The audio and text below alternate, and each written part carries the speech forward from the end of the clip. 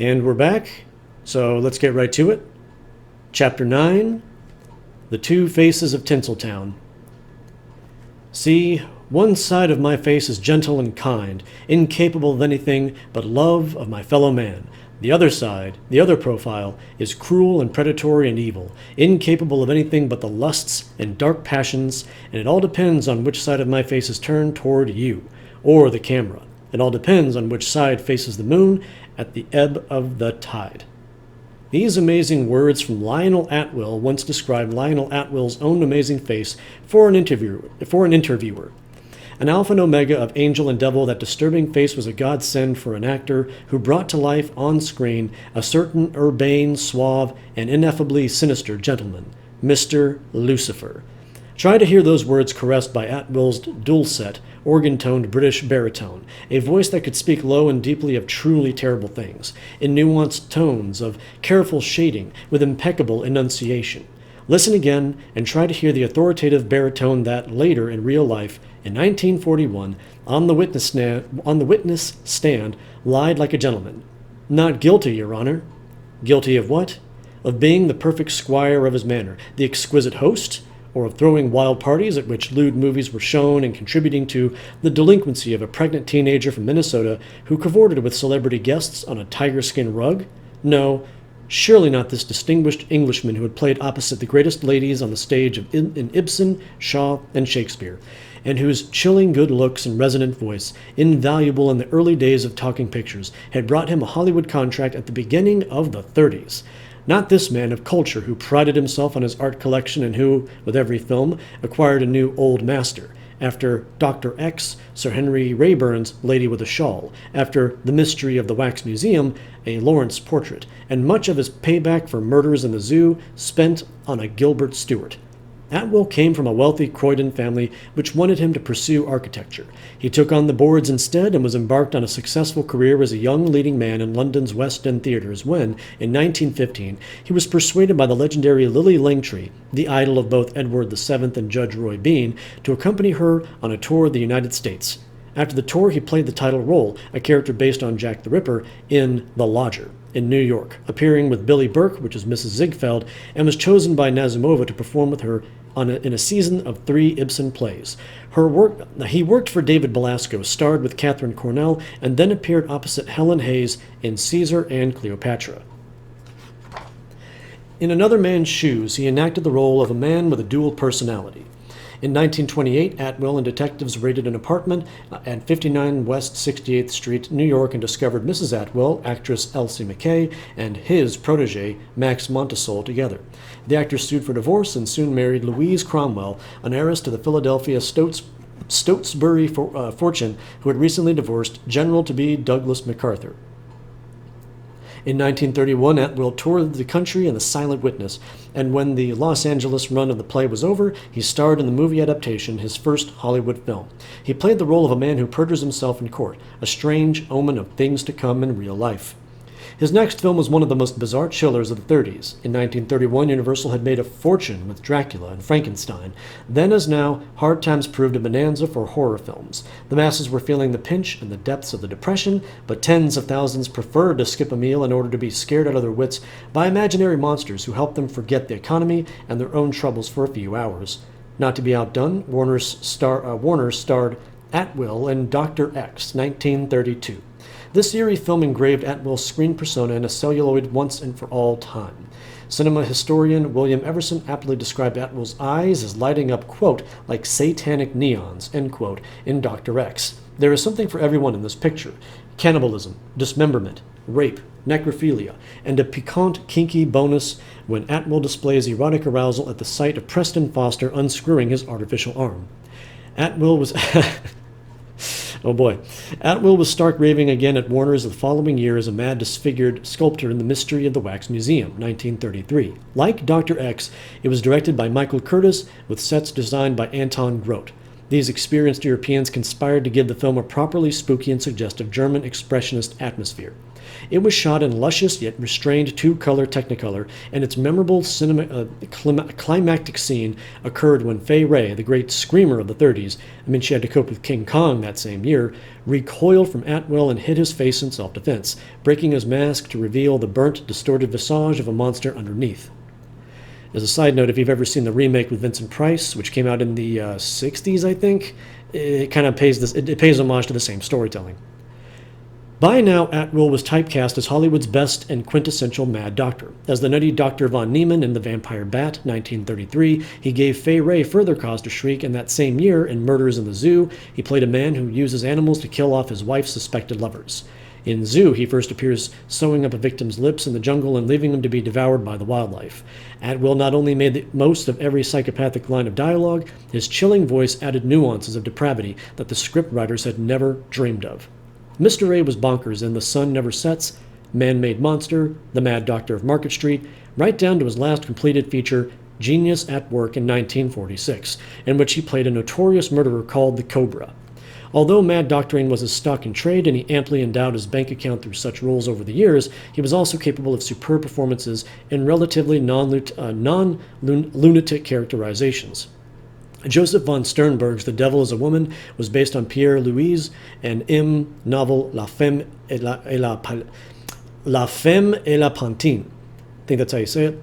In it, Atwill plays Don Pasquale, an army officer who has been emotionally crushed and ruined by his affair with Concha, played by Marlene Dietrich, and in the most masochistic part, which he made extremely sympathetic, the actor bore an uncanny physical resemblance to von Sternberg, Marlene's real-life mentor. Likewise, in Son of Frankenstein, on the right side of the law for a change, Atwill was unforgettable as Police Chief Crow, who had his arm torn out by its roots by the monster. Crow's masturbatory playfulness with his prosthesis throughout the movie until the climax when the artificial arm is also jerked off by the monster, oddly prefigured Kubrick's Dr. Strangelove. And if you've ever seen Young Frankenstein, they most definitely make fun of that character with Inspector Kemp, played by Kenneth Mars, I believe. The wages of the fear he inspired in audiences soon enabled Atwill to purchase a perfectly splendid, comfortable, spacious, and properly secluded Spanish colonial revival home in the affluent conservative community of Pacific Palisades, situated between Malibu and Santa Monica, where Methodist churches rub elbows with quaint Anglo-Norman cottages, chic international-style houses, and elementary schools topped with Moorish towers. It was a fellow Englishman, the dapper dandy director James Whale, Frankenstein, Bride of Frankenstein, One More River, in which he directed Atwill, who played the lawyer of a sadistic husband in a divorce action against a submissive wife, who found the property for him. Whale was already settled in a neighboring Pacific Palisades palazzo. Whale's off-the-set hobby, the pursuit and disrobing of young men, would later crown the local Boy Scout troop with some fleeting eminence, but the breath of scandal was first to blow on Mr. A. His marriage to Louise Cromwell was apparently happy and successful. She came supplied with the greatest society credentials, and the Atwills became well-known in Tinseltown society, and were often the guest of Hearst and Marion Davies. Louise's brother was soon to be named ambassador to Canada. Mrs. Atwill herself was a direct descendant of Oliver Cromwell through her father, Oliver Eaton Cromwell, who had died in 1909. Her mother, Ava Cromwell, had then set her cap for one of the wealthiest men in the States and hooked him, Edward Stotesbury, international financier and associate of J.P. Morgan. Although he never read a book in his life, though the good auspices of the art dealer Duveen, he acquired one of the greatest private art collections in America. Stotesbury built White Marsh Hall, the stateliest old Philadelphia Palladian palace ever constructed for Ava Cromwell and her children. Ava personally oversaw the design and construction of Brooklands, a large Georgian mansion Stotesbury built as a little present for Louise in Maryland.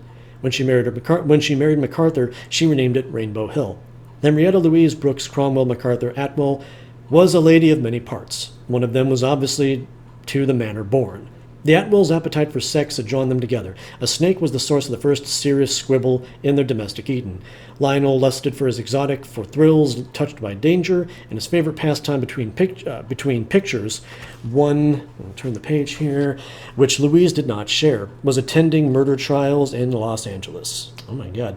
While working on Murders in the Zoo, he became infatuated with a fellow player, Elsie, a movie-tainted, housebroken, and human-loving 15-foot kinky python. Louise, etc., who had not objected to the occasional addition of a parlor-maid or chauffeur to the conjugal bed, drew the line at Elsie. When all 15 feet of potential Miller Coste snakeskin slippers moved in, Mrs. A threatened to move out. All women love the men they fear, Atwell epigrammatically and revelatorily informed an interviewer. All women kiss the hand that rules them, and I do not treat women in such soft fashion. Women are cat creatures. Their preference is for a soft fireside cushion, for delicate bowls of cream, and for perfumed leisure, and for a master. Well, that's his opinion, I guess. In 1939, Lionel Atwell's cat creature had finally had enough of her master's bowls of cream. She moved out for good, separating from her spouse, blaming his surly character. She moved to Washington, D.C., and soon had many fans of her own as the hostess of a popular radio program of political satire that razzed government officials. She called it Mrs. Atwell's Dinner Party. Meanwhile, back on d'Este Drive, left with a lonely libido in his spacious hacienda, along with his python mistress, Elsie, a half-dozen bed-trained Dobermans, a talking macaw named Copulite, zookeeper Lionel maintained a rigidly disciplined work schedule as a cog in the studio factory wheel during the week. He did, however, more than his share of unwindings on weekends. In Hollywood's hothouse solarium, Atwell's erotic imagination blossomed florid fantasies that could only become realities. Just as Rudy Valentino, after the separation from his Fata Morgana, Natasha Rambova, staged orgies to distract himself from the loneliness gnawing at him with the splendor of Falcon Lair, the solitary mad doctor of the screen was now able to use his home freely as the setting for libidinous weekend parties. Directors Eddie Golding and Joe von Sternberg and actor Victor Jory were among the best-known Tinseltowners who regularly piled their peckers into these partouzes. The early 40s made public secretly salacious and hypocritically envious because it had never got invited to a Hollywood gangbang. Quickly learned through a crash course of headlines that a single married couple in the missionary position was not the be-all and end-all of sexual delight. When Atwell's scandal broke, the papers invoked the orgies of ancient Rome and the Arabian Nights when the heathens usually seemed to be off on many coarse sexual picnics. Headlines around the country echoed the accusations voiced in the Los Angeles courtroom. Lionel Atwell was the erotic equivalent of a Maestro Leopold Stokowski, a flamboyant conductor, not of a battalion of skilled musicians and pulsating symphonies, but a baton waver at frequent, flamboyant, aesthetic, and artistic large-scale saturnalia. As it was for the immortal May, sex was Lionel's principal hobby. His criteria in preparing the guest list for those who would enter the doors of his wrought iron and oaked fortress were fairly rigid. Not only good bodies and endurance, but that special blend for a taste for ritual, role-playing, and sexual hijinks that are the basic ingredients of fantasies of a truly erotic imagination. He went as far as insisting on hygienic screenings of the guest list to keep VD from his door. The gatherings at Casa Atwell never generated outbreaks of clap which might have caused gaps in Busby Berkeley's chorus line. Far worse finally occurred. Two tarts talked. Aleister Crowley, the English mystic, once remarked, "In every gathering of 13, expect one guest will turn out to be a Judas." Fatally, 26 guests attended Atwell's memorial 1940 Christmas party, and Crowley's insights proved certifiably true. Two Judases in skirts did their best to drag their host by the short hairs all the way up the hill to Golgotha. One ill-omened day in early December 1940, a man named Carpenter, bit player, used car salesman, and part-time pimp, an acquaintance of Atwell's, drove up to the actor's palatial home at 13515 d'Este Drive on the edge of Santa Monica Canyon, just as Atwell was finishing a tennis game. He was accompanied by Virginia Lopez, a dress designer from Havana, and her protege named Sylvia, a chubby 16-year-old corn-fed blonde from Hibbing, Minnesota, who had left her Monsieur father to come to Hollywood with high hopes of a brilliant screen career. The women were living together at the Lido Apartments, and Virginia was a blackmailer who had picked up many young women before Sylvia and had trained them all in the fine art of making gentlemen pay through the nose. Sylvia had not yet found any screen roles, but she had discovered a few days earlier that she had managed to get herself pregnant, and had no clues as to whether the daddy had been Tom, Dick, or Harry. Later during the trial, Virginia would tell the court that when she and Sylvia returned to d'Este Drive with Carpenter, they were introduced to Eugene Fink, husband of Anna Sten. Sten, known in Hollywood as Goldwyn's Folly, was a Russian actress brought to this country by Samuel Goldwyn in the early 30s in an attempt to create a star of his own to rival Garbo and Dietrich. Her films bombed at the box office. Goldwyn terminated her contract. Frankie was the producer of such unmemorable epics as Miss Robinson Crusoe and The Lady in the Iron Mask. Atwill had made his acquaintance when they co-starred with Sten in her first film for Goldwyn, Nana. He admired the actress, although she was playing a whore in the movie they appeared together. He found her a bit of a Puritan in real life. Her husband, however, was often invited alone at Atwill's house. Virginia would testify that on her next visit, she and Atwill peeked through a window to spy on Sylvia and Frankie, who were disporting themselves with gay abandon on a chaise lounge. Shay lounge, however you say it, whatever. They were nude, she says, but obviously not sunbathing.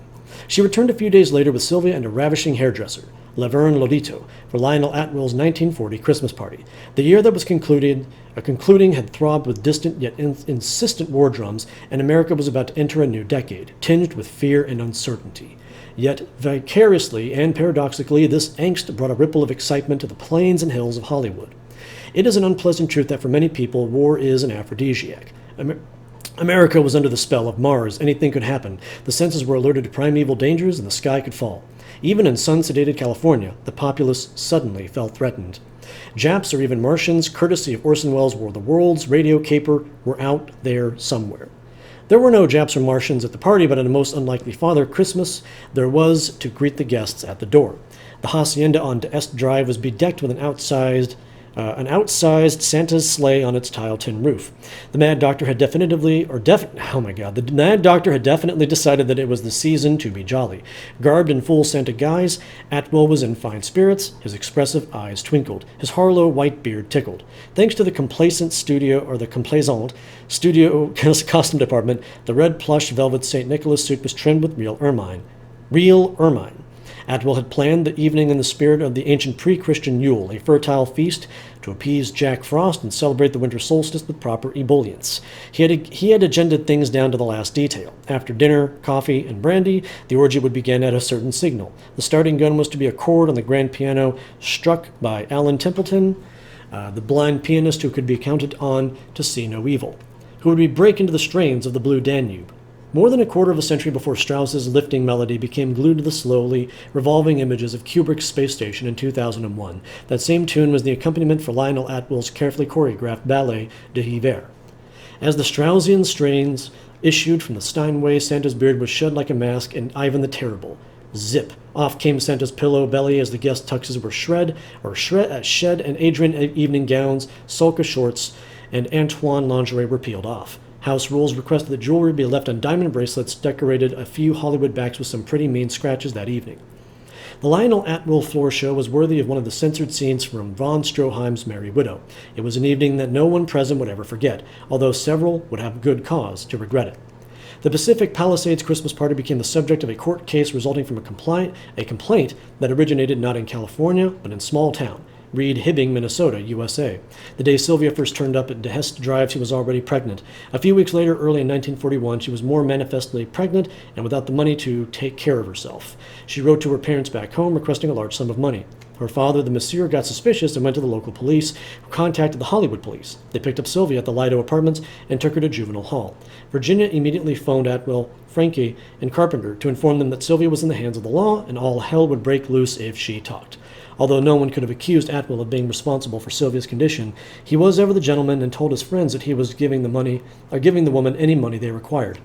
Frankie was fearful lest unfavorable publicity regarding him injure his wife's career, although Anna Sten's days of stardom were well over by then.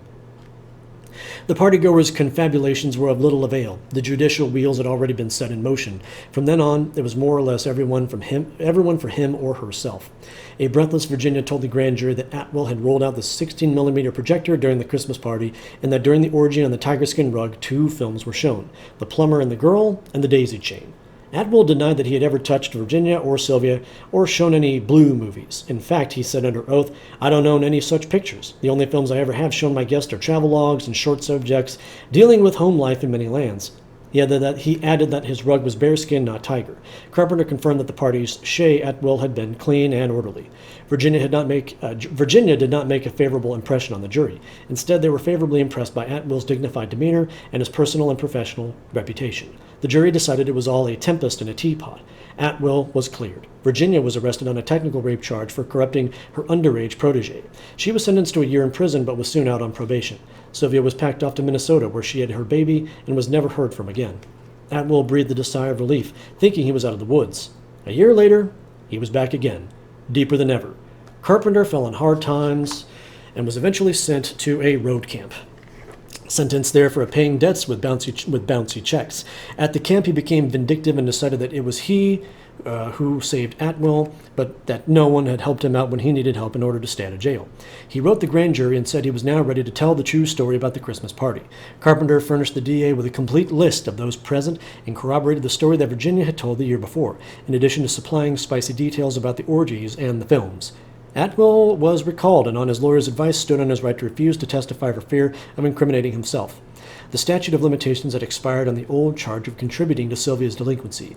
He could, however, still be charged with perjury. Atwill, scared as a stiff as a victim of Lionel Atwill's in a horror film, went to Isaac Pacht, a judge and attorney well known in movie circles, who strongly advised him to tell the truth. When he faced the jury again, he suddenly remembered that he did have a few blue films in his possession at one time. They had been rented to entertain a friend who was a Royal Canadian Mounted Policeman. The mounted had been a house guest. The films had been shown at a stag party for him, Atwill admitted, but he had never seen them himself. If someone had ever shown them at his house, he had been unaware of it and must have been out playing tennis. He denied any improper conduct at his home and added that he was the victim of an attempted shakedown. The 1942 jury was not convinced. It returned a bill of indictment charging him with having perjured himself to the 1941 jury. On August 12, Atwill was named in a second perjury indictment, accused of having lied 2 years in a row. The trial was set for September. When it came around, the actor admitted that he had lied like a gentleman to spare the reputation of friends, and was permitted by the judge to change his plea from not guilty to guilty on a portion of his perjury indictment. He admitted having shown the 2 porno films to his friends. Upon his admission of perjury, the prosecution dropped the charges concerning the orgies on the tiger, or bear, skin rug. Although he could have been sentenced from 1 to 14 years on the perjury charge, the actor applied for the probation and was released.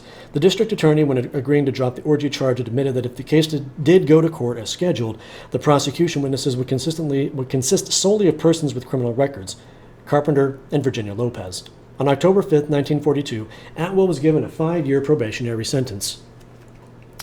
And he was obliged to pay a weekly visit to the thumbscrew boys of the Hollywood Vice Squad and comply with the rule imposing check-ins with an L.A. probation officer who could have been Bull Montana's stand-in.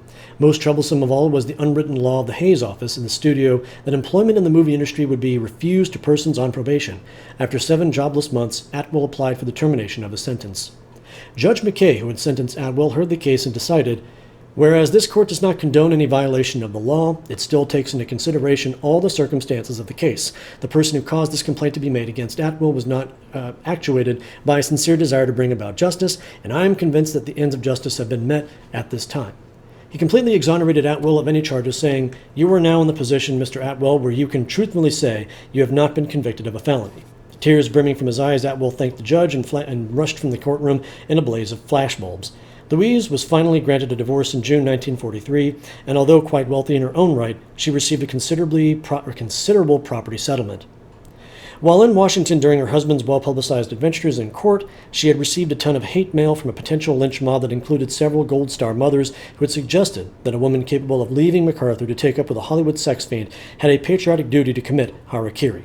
Louise declined and hinted to friends in Washington that if she made public all she knew about the general and all about Atwill, it would shake some circles harder than the earthquake in Alaska. Breeding prevailed in publicity, and publicly at least, Louise had held her upper-class tongue. Atwill no longer felt at home in Hollywood. The town, plunked down in a sunny dust bowl populated largely by Okies and assorted Midwestern nomads, it was and remains in many ways a moral Kansas. He was exonerated in the eyes of the law, but in the eyes of Tinseltown he was a mad doctor non grata. He left for New York in search of work on Broadway. There were no offers when he returned to Hollywood, though not officially boycotted.